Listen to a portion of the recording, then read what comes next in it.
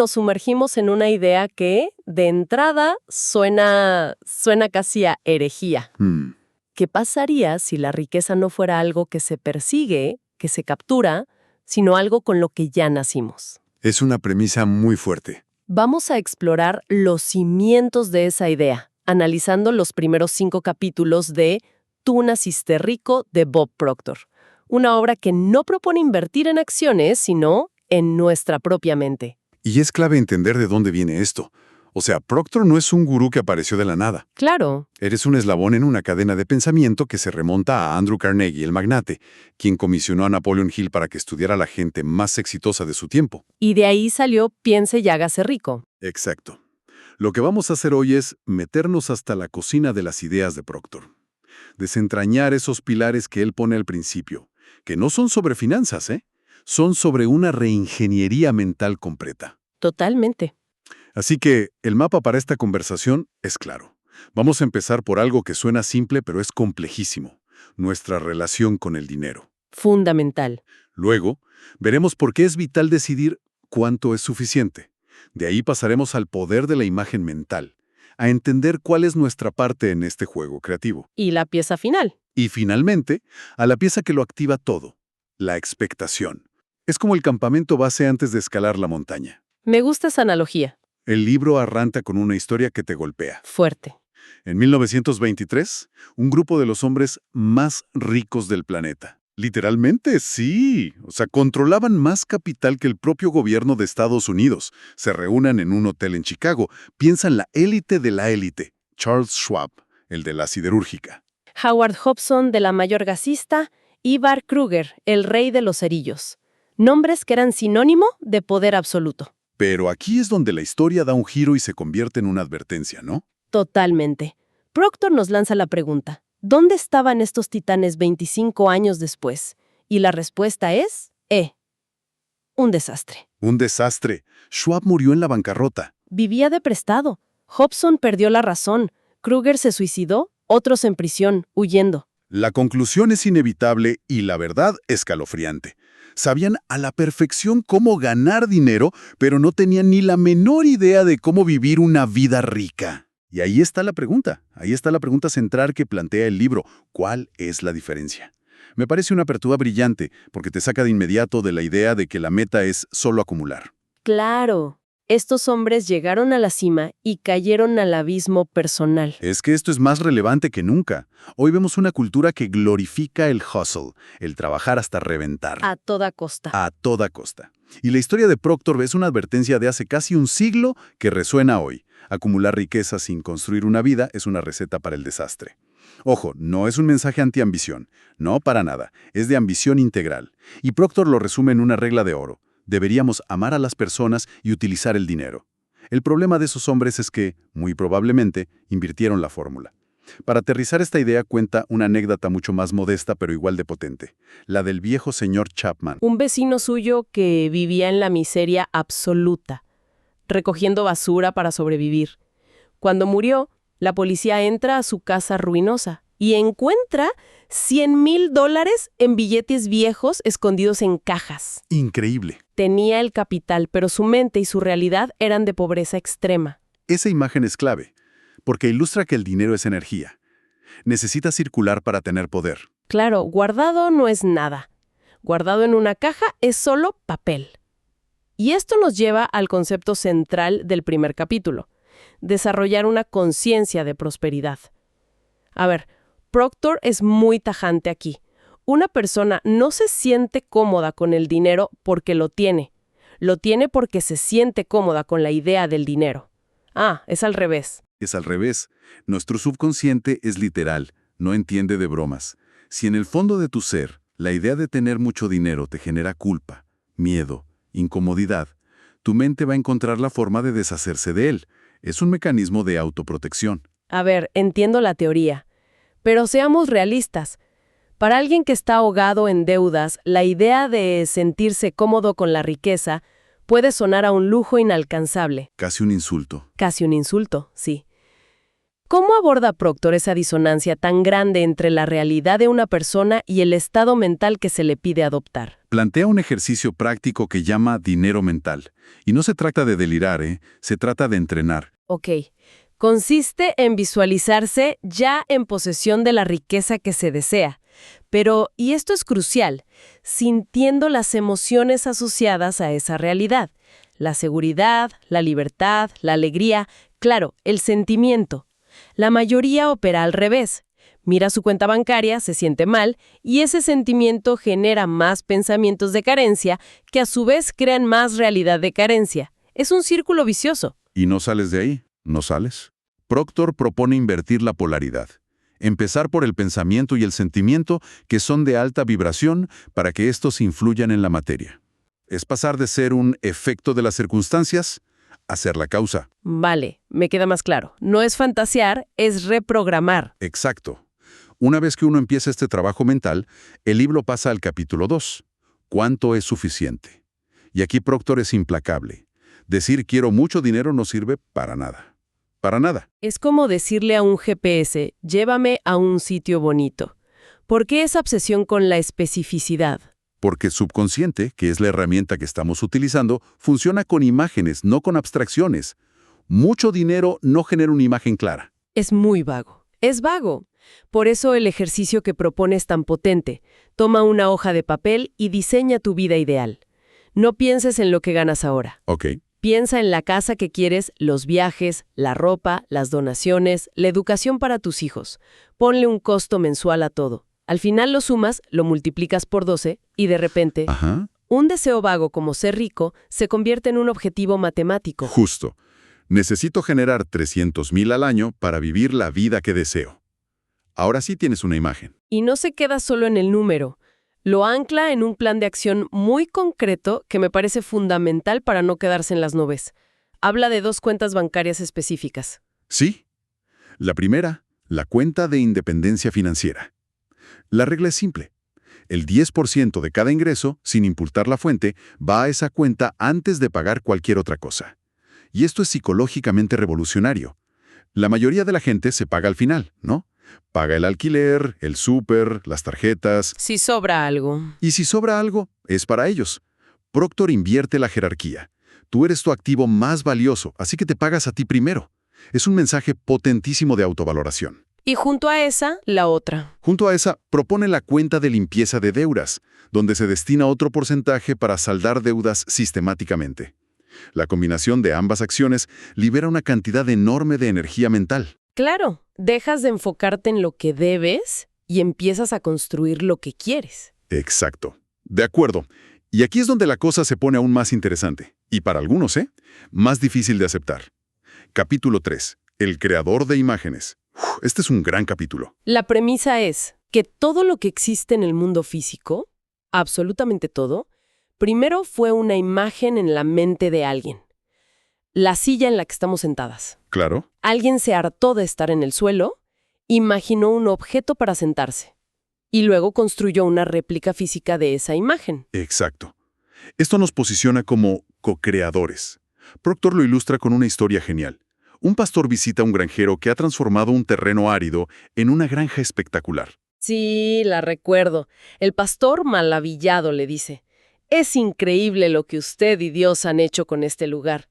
Y el granjero, secándose el sudor, responde, «Sí, reverendo, pero ojalá la hubiera visto cuando Dios la tenía toda para él. Buenísima». Esa es la clave. El potencial universal es infinito, como ese terreno, pero necesita de nuestra imaginación y nuestro trabajo para tomar una forma específica.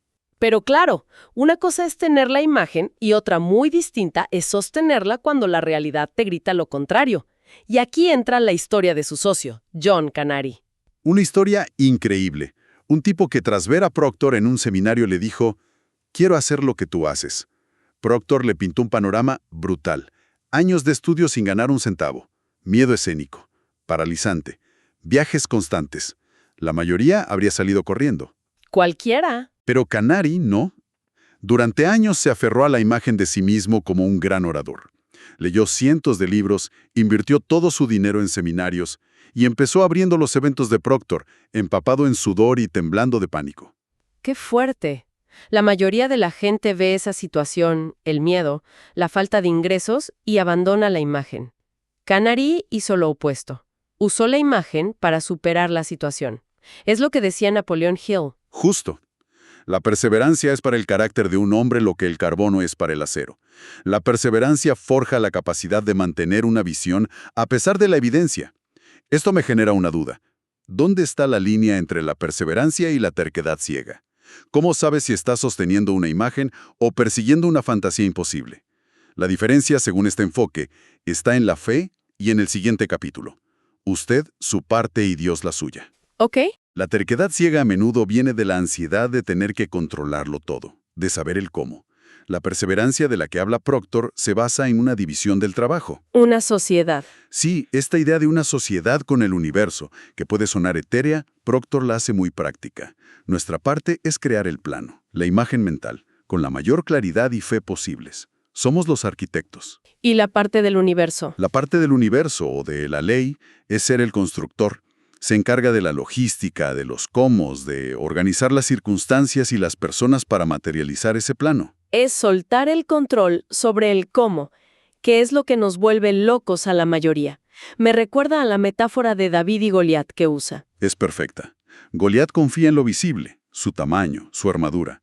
David confía en lo invisible, su fe, su habilidad, un poder superior. Exacto. En este contexto, nuestras circunstancias actuales, la cuenta bancaria, las deudas, son Goliat.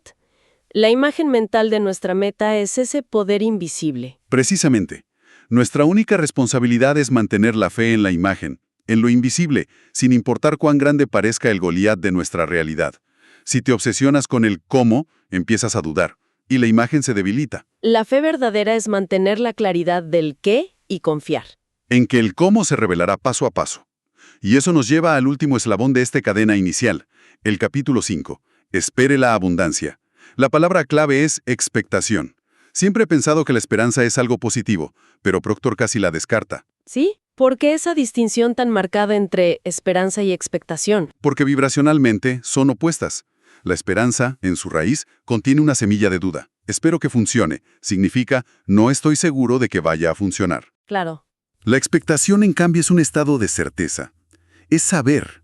Proctor dice que desear sin esperar es soñar despierto. La expectación es la fuerza magnética que atrae el resultado. Usa una analogía, ¿no? La de la bombilla. Fantástica. El cuento de la bombilla. Imagina que la energía universal es una central eléctrica infinita. La mayoría de nosotros, por nuestro condicionamiento, enroscamos una bombilla de 25 vatios en nuestra mente. Una idea pequeña de lo que es posible. Y la habitación se ilumina un poco. Pero la fuente de poder podría iluminar una ciudad entera. La expectación consiste en tener la audacia de desenroscar esa bombilla de 25 vatios y enroscar una de 1000 vatios. La fuente de energía no cambia. Lo que cambia es nuestra capacidad para recibirla. Me encanta esa imagen, es muy clara. Y lo ilustra con el caso de Pat y John, la pareja que quería una casa para Navidad, pero no tenía dinero. Estaban atascados en el deseo. En la esperanza. El cambio se produjo cuando un mentor los guió a pasar a la expectación. Empezaron a actuar como si la casa ya fuera suya. Ahí está la clave. Visitaron agentes inmobiliarios, calcularon la hipoteca, eligieron muebles. No era un juego, era una alineación de sus acciones con su imagen mental. Dejaron de ser observadores pasivos y se convirtieron en participantes activos. Exacto. Y por supuesto consiguieron la casa de una forma que no esperaban. Porque esa es la lección final de esta primera parte. Las personas con visión real, como dice Proctor, entienden que el mundo invisible de la mente precede y dicta la realidad material. Por tanto, el paso final no es pedir, ni siquiera querer pasivamente. Es esperar activamente, con una certeza tranquila, que esa imagen mental, sostenida con fe y perseverancia, se manifestará. Entonces, si unimos todas las piezas de este rompecabezas inicial, el proceso que Proctor nos presenta es una secuencia mental muy definida. Paso a paso. Primero, diagnostica y sana tu relación con el dinero. Segundo, dale a tu mente un objetivo claro, específico, con cifras. Tercero, construye y vive en la imagen mental de esa realidad ya cumplida. Cuarto, entiende que eres un socio. Enfócate en tu parte, la imagen, y suelta el control sobre el cómo. Y quinto, y quizá lo más difícil, Pasa de la esperanza a la expectación absoluta. Exacto. Este es el trabajo de cimentación. Sin esto, cualquier técnica o estrategia financiera es como construir un rascacielos sobre arena. Claro. Por hecho, Proctor establece que el mundo interior, pensamientos, imágenes, creencias, es la causa. El mundo exterior, nuestra cuenta bancaria, nuestra salud, es simplemente el efecto, la impresión. El resultado. Por eso, el verdadero conflicto que debemos ganar no es contra la economía o un mal jefe. Es la batalla interna entre nuestro viejo paradigma acondicionado y la nueva imagen que hemos decidido crear. Eso nos deja con una idea final para reflexionar, una que es bastante retadora. A ver. Proctor argumenta que la carencia, la pobreza o la limitación solo pueden existir en nuestra vida si primero les hacemos un espacio en nuestra mente. Uf, qué fuerte eso. Así que la pregunta para llevarse es, si uno se toma esta idea en serio, ¿cuál es esa vieja creencia limitante sobre el dinero o lo que es posible? Quizás una que ni siquiera sabíamos que teníamos, a la que podríamos conscientemente crearle un vacío. Es decir, dejar de alimentarla, dejarla ir, para que en ese espacio pueda entrar una idea nueva y mucho más próspera. Una vez que hemos entendido el poder de la imagen mental, debemos afrontar la siguiente gran ley del universo que presenta el material, la de vibración y atracción. Exacto. Hoy vamos a explorar una serie de ideas que, a primera vista, podrían parecer desconectadas. Sí, un poco. Hablamos de física de la vibración, de la psicología del riesgo y hasta de cómo limpiar un armario. Pero el argumento central es que todas son piezas del mismo rompecabezas, el de construir una realidad por diseño, no por defecto. Vamos a intentar armarlo pieza por pieza. Y la primera es esta idea de que todo vibra. Exacto. Y para darle un anclaje en el mundo real, fíjate que el texto cita a alguien que uno no esperaría. ¿A quién? Al Dr. Wernher von Braun, el padre del programa espacial estadounidense. Ah, mira, increíble. Y su conclusión era que esas leyes tuvieron que ser establecidas por alguien, y que para lograr algo tan monumental, pues se necesitaba fe en algo más grande que uno mismo. Y él desde luego sabía de logros monumentales. Pero, a ver, ¿cómo se conecta esa fe con el concepto de vibración? Aquí es donde la idea se vuelve un poco etérea para mí. ¿Cómo se siente una vibración de pensamiento? ¿Es una emoción? ¿Una actitud? ¿Lo aclara el material? Lo hace, pero a través de analogías. La idea fundamental es que todo en el universo, desde una roca hasta el pensamiento, está en un estado constante de movimiento, o sea, de vibración. Nada está quieto. Nada. Y el pensamiento, según esta perspectiva, es simplemente una de las formas más altas y potentes de vibración. Y esto nos afecta porque nos convertimos en una especie de imán humano. ¿Un imán? Sí, las personas con pensamientos positivos se sintonizan en una vibración positiva y atraen a otras personas y circunstancias de esa misma frecuencia. Y por el contrario, la famosa frase «a la miseria le encanta la compañía». Claro. Es una descripción literal de cómo las vibraciones negativas atraen más negatividad. Es como la radio. No puedes escuchar una estación de salsa si el dial está puesto en la de música clásica. Exacto. Las frecuencias no coinciden. Me gusta más la otra analogía que proponen, la de la bellota. Es muy buena. Dice que una bellota tiene un plan interior que vibra de una manera muy específica. Y al plantarla, esa vibración atrae de la tierra justo lo que necesita para convertirse en una encina. Y nunca en otra cosa. Nunca se va a convertir en un pino, porque su plan vibratorio es para ser encina.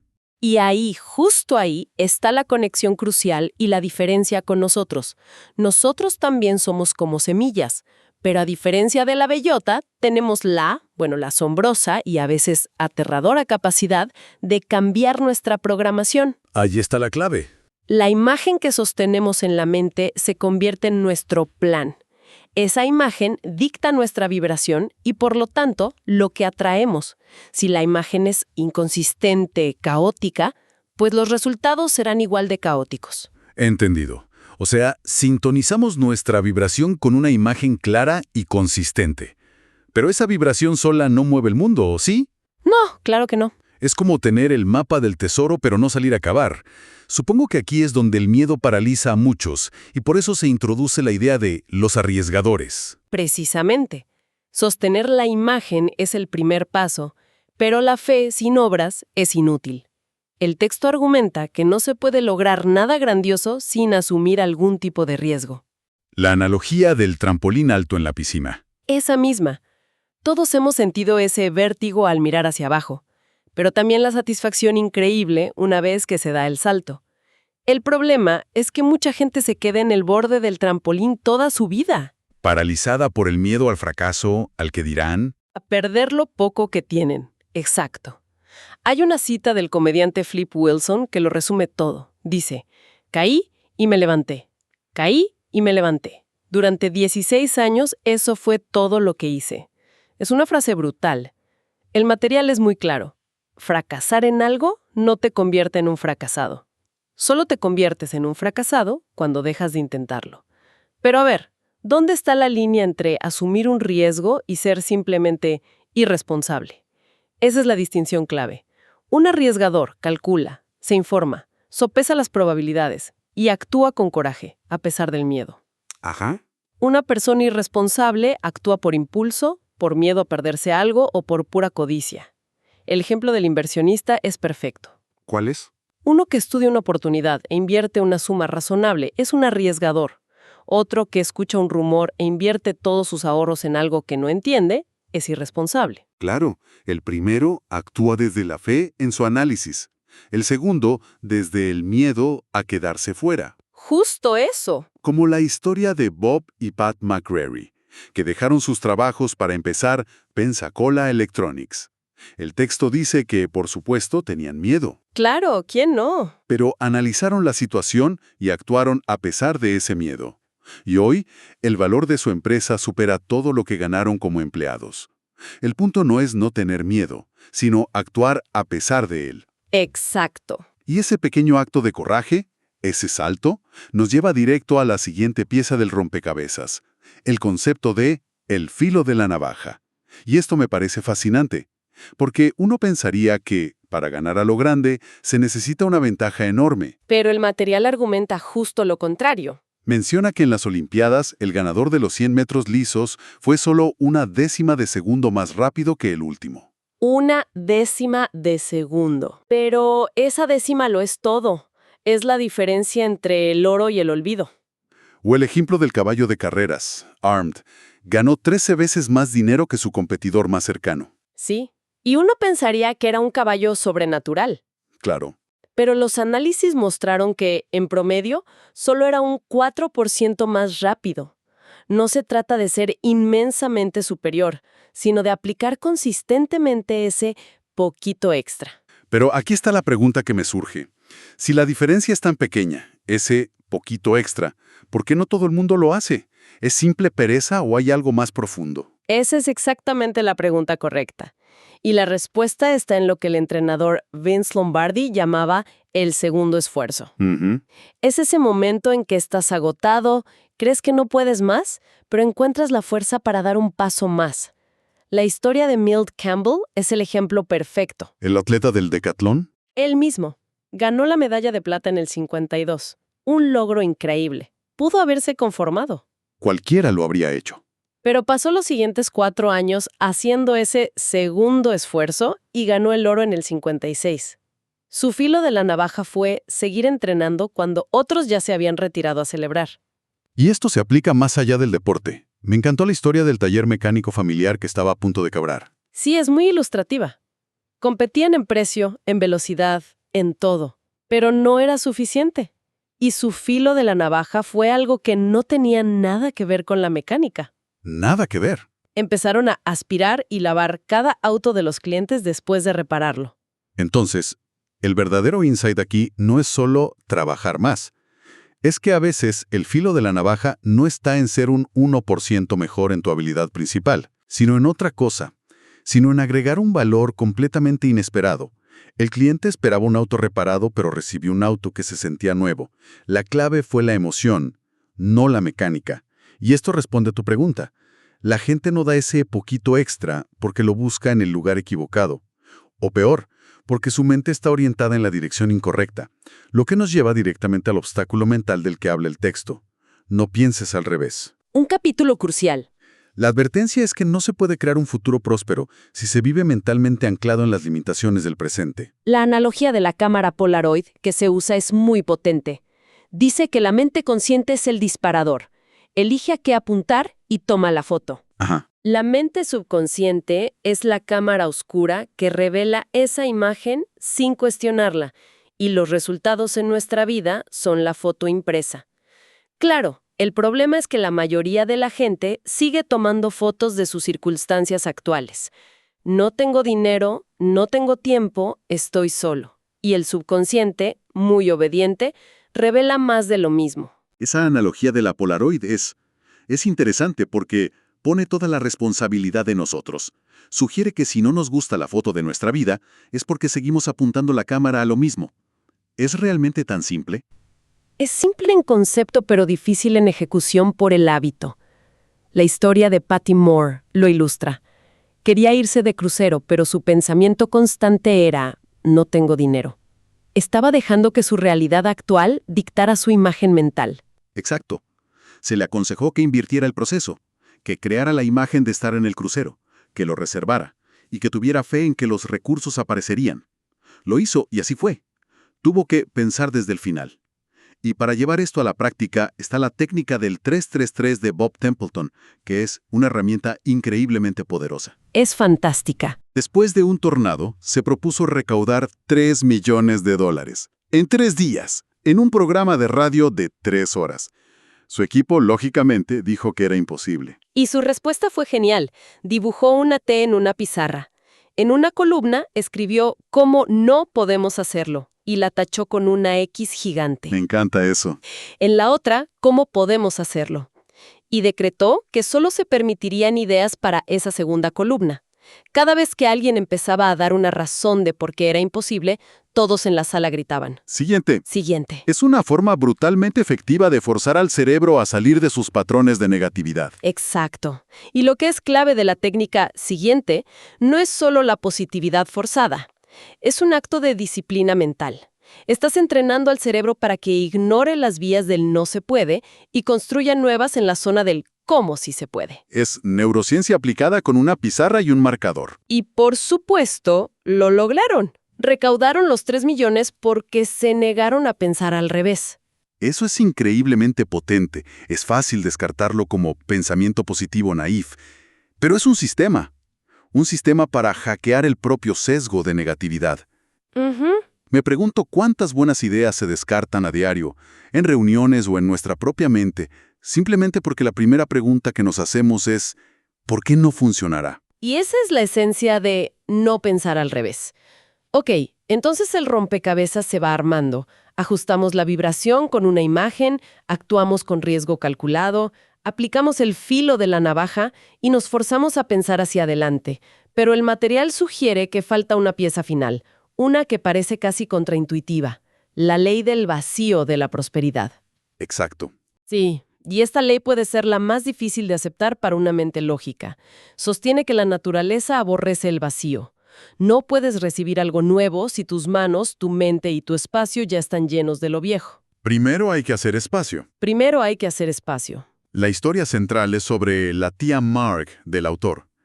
Odiaba sus viejas cortinas, pero no las quitaba porque no podían permitirse unas nuevas. Y le dijeron que tenía que quitarlas primero, crear un vacío. Entiendo la metáfora, pero en la vida real eso suena aterrador. Deshacerse de lo único que tienes, por poco que sea, con la fe de que algo mejor llegará, ¿no es eso simplemente irresponsable? Esa es la objeción lógica y es válida, pero el argumento del texto no es sobre ser imprudente, sino sobre soltar el apego a lo que ya no sirve. La razón por la que nos aferramos a lo viejo, según esta filosofía, es la falta de fe en nuestra capacidad para obtener algo nuevo. ¿Es inseguridad? Es pura inseguridad. El acto de crear un vacío es una declaración de fe. La tía Marg, a pesar de las protestas, quitó las cortinas.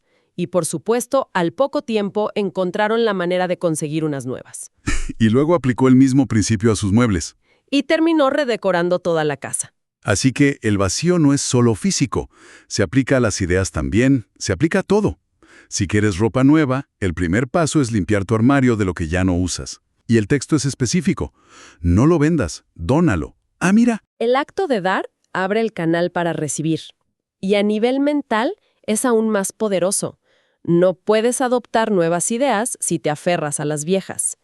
La indecisión, de hecho, se describe como el intento de mantener dos ideas opuestas en el mismo espacio mental. Es una parálisis. Es un estado de parálisis. Para avanzar, hay que soltar una. Y se cierra el círculo con la última analogía, la de la manguera de jardín. Exacto. Imagina que tienes acceso a una fuente inagotable de agua, que es la prosperidad. Pero hay un nudo en la manguera. Ese nudo puede ser la duda, la culpa, el resentimiento o el apego a unas cortinas viejas. Da igual el nudo. No importa. Aunque la llave esté abierta, el flujo será mínimo o nulo. Para que la prosperidad fluya, primero hay que deshacer esos nudos, crear ese vacío. Es el paso final y necesario. Así que todo este análisis nos deja con un pensamiento final. La pregunta ya no es qué cosas viejas o ideas limitantes se deberían eliminar para crear un vacío. La verdadera pregunta, la que lo cambia todo, es ¿quién se convertiría la persona si realmente creara ese espacio? ¿Qué versión de uno mismo está esperando al otro lado de ese vacío?